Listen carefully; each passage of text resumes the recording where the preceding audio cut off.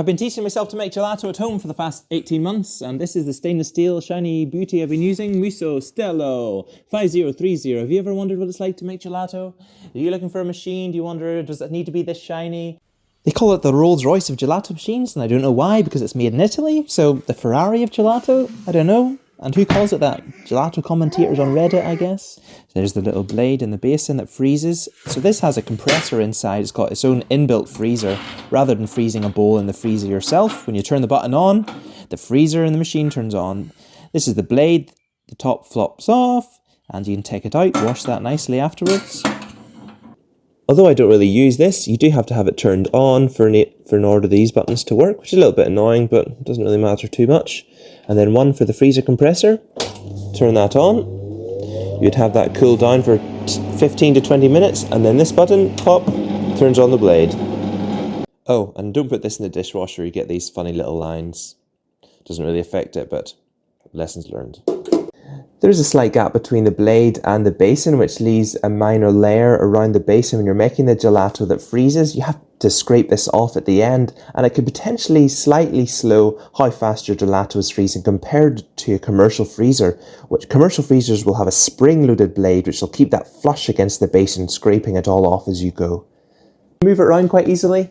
So it's kind of a bit of a strain to lift. I move it from that counter to here frequently, but you don't want to be shifting it around too much. Okay, so I've been pre-freezing it for 15 minutes and the bowl is nice and icy there on the inside. It's ready to add the mix. Now we're ready to add the mix. This is the most exciting part every single time without fail. All right, let's go. Beautiful.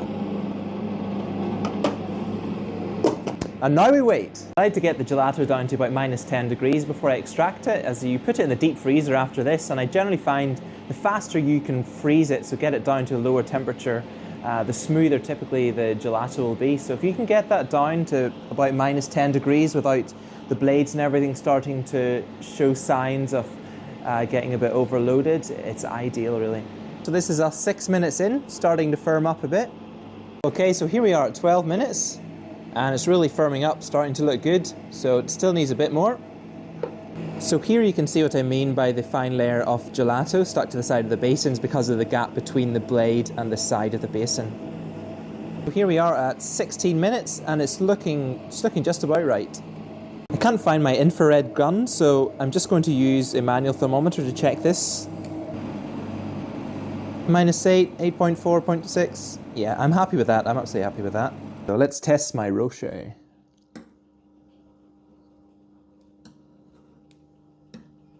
Oh, nearly. So this is how we take it out. We unscrew, take the blade. Okay, so you can see the consistency here.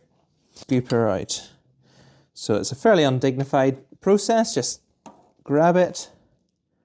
Don't get it everywhere. So the verdict. Who's this machine really for, do I think?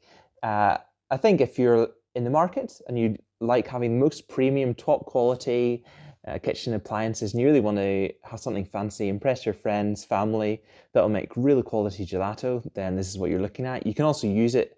It'd be ideal if you're trying to make small batches for a cafe, even desserts for a restaurant on a smaller scale. As you've seen there, I make about 1.2 litres and it can take depending between around 15 to 18 minutes per batch. So you can calculate that per hour. It's small batch, but you'll make really premium gelato.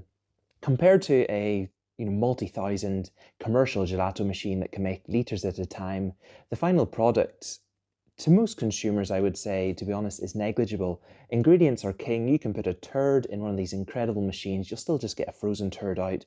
Ingredients are far more important. I would rather have a high quality natural ingredient gelato made on a machine like this, or even a more basic machine than something out of an expensive machine with artificial flavors and everything. So ingredients are king. If you're just a very casual hobbyists, you're learning to make gelato at home, there are cheaper machines like the Cuisinart and the Breville and others that you can make really good gelato in.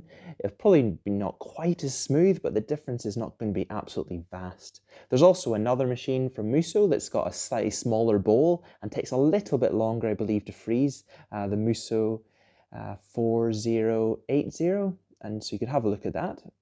But really, if you're making multiple batches and you want them absolutely top quality without venturing then into the next level of spending many thousands in Italian gelato machine, you really can't go wrong.